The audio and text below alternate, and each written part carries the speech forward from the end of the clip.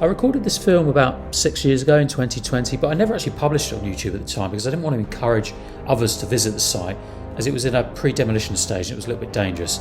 I've since found out it has now been demolished. So here's the footage I'm going to share with you today. The site I was invited to that day contained laboratories attached to a wartime factory that manufactured munitions for the Navy in World War I and World War II. I actually saw that a lot of the architecture at the spot I walked to appeared to be post-war. There was some older stuff in there as well. But I thought you still might find it interesting, and it's just a nice little filler whilst I'm off planning new longer form videos to publish over the next couple of months.